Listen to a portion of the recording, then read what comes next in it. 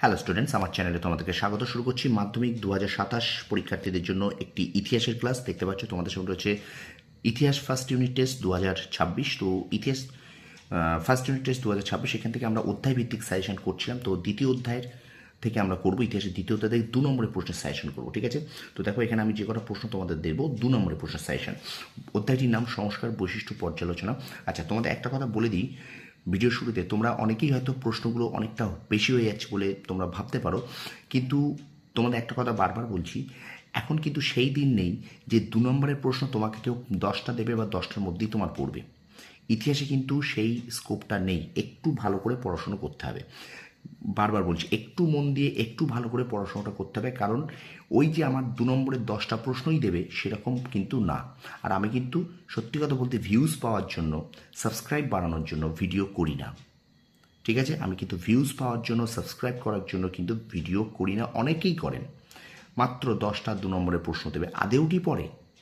আদেও কি আসে? কিন্তু সেরকম না। যেগুলো 2 নম্বর সেগুলো কিন্তু 4এও আসে ইতিহাসে, যেগুলো 4 নম্বর সেগুলো কিন্তু 2এও আসে, তাই না?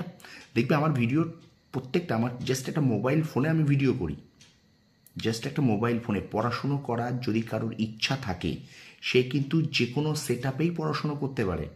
সে মাইন্ডসেট, শুধুমাত্র ডেডিকেশন, রেজাল্ট ভালো করতে হবে, এই মানসিকতা থাকা দরকার।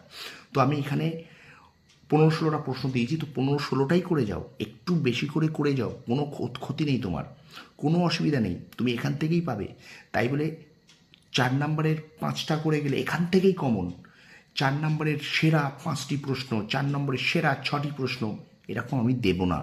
কারণ সত্যি বলছি, আমি সাবস্ক্রাইবার ভিউজ বাড়ানোর জন্য ভিডিও করি না। স্টুডেন্টদের কী করে ভালো হয়, ছাত্রছাত্রীদের কী করে ভালো হয়, সেই কারণেই আমি কিন্তু একটু বেশি করে তোমাদের সাজেশনটা দিই। আর যে কটা প্রশ্ন দিয়েছি এখান থেকে তোমরা অবশ্যই ফার্স্ট ইউনিট টেস্ট, স্কুলের টেস্ট পরীক্ষা এবং আগামী বছরের মাধ্যমিক পরীক্ষাতেও কমন পাবে, ঠিক আছে? তো চলো শুরু করে দিই মাধ্যমিক 2027 ইতিহাস। আপাতত ফার্স্ট ইউনিট টেস্টের সাজেশন 2026। দ্বিতীয় অধ্যায়, দেখো আমি অধ্যায় ধরে ধরে তোমাদের করাচ্ছি। প্রথম অধ্যায়ে 2 নম্বর দিয়েছি, 4 নম্বর দিয়েছি, এবার দ্বিতীয় অধ্যায়ে 2 নম্বর, ঠিক আছে? এরপরে যে ভিডিওটা দেবো সেখানে 4 নম্বরের প্রশ্ন আসবে দ্বিতীয় চ্যাপ্টারে।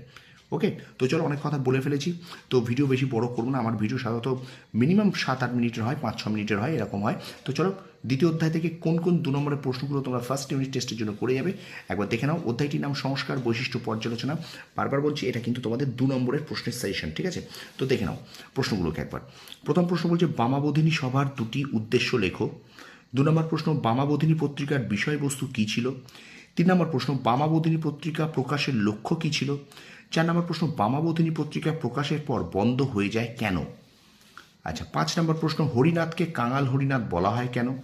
6 নম্বর প্রশ্ন, মেকলে মিনিট কি? 7 নম্বর প্রশ্ন, ফোর্ট উইলিয়াম কলেজ প্রতিষ্ঠা হয়েছিল কেন? স্কুল বুক সোসাইটি কেন প্রতিষ্ঠিত হয়?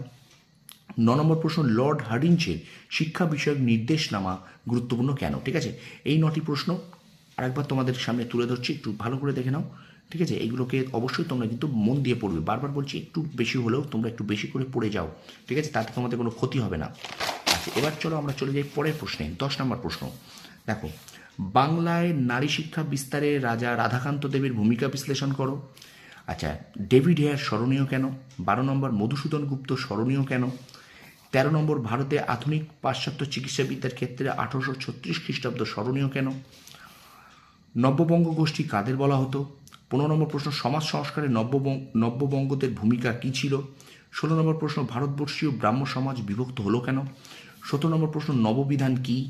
18 নম্বর প্রশ্ন দেখো, টিন আইন কী? আচ্ছা, 19 নম্বর প্রশ্ন, বাংলার নবজাগরণ বলতে কী বোঝো?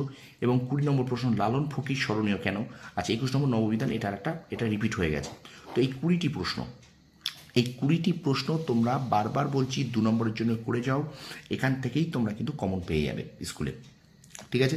আমি বারবার বলছি, অনেকেই দেবে 10টা 5টা সেরা 2 নম্বরের প্রশ্ন, কিন্তু রিক্স হয়ে যাবে। বারবার বলছি, এর এতটা ফাটকা, এতটা রিক্স নিও না প্লিজ। একটু ভালো করে পড়াশোনা করো, পড়াশোনা কোনো দিন বিফলে যায় না। আর আমি ওই চালাকি সাজেশন, কম পড়ে বেশি নম্বর পাবো, সারা বছর না পড়ে বেশি নম্বর পাবো, এরকম ভিডিও আমি বানাই না। আমি এরকম সাবস্ক্রাইবার অনেক চ্যানেলই দেখবে তোমাদের প্রায় 80,000 90,000 সাবস্ক্রাইবার আছে, তাদের হেডিং আমি দেখি যে থাকে কম পড়ে বেশি নাম্বার, একদিনে পড়ে বেশি নাম্বার, 30 নাম্বার 5 নাম্বার হয়ে যাবে, এরকম ভিডিও আমি করি না। ঠিক আছে, কারণ আমি স্টুডেন্টদের ভালো চাই, আমি সাবস্ক্রাইবার ভিউজ বাড়ানোর জন্য একদম ভিডিও করি না। যেসব স্টুডেন্টরা মনে করবে যে তাদের একটু বেশি করে করে যাওয়ার দরকার, তারা অবশ্যই কিন্তু এই ভিডিও এটাকে করো। বারবার বলছি, তোমাদের রিকোয়েস্ট করছি, একদম মাধ্যমিক পরীক্ষাটা সিরিয়াসলি নেবে। জীবনের প্রথম বড় পরীক্ষা, নিজেকে ঠকবে না, বাবা মাকেও ঠকিও না। ঠিক আছে, তাহলে কিন্তু তুমি তোমার ভবিষ্যতে কিন্তু বিভৎস পরিমাণ ঠকে যাবে। ঠিক আছে, তো ফাঁকি কাকে দেবে? ফাঁকি নিজেকে ছাড়া কাউকে দেওয়া যায় না। ওকে, তো এই ছিল ইতিহাসের দ্বিতীয় অধ্যায় থেকে 2 নম্বরের প্রশ্নের সাজেশন ফার্স্ট ইউনিট টেস্টের জন্য।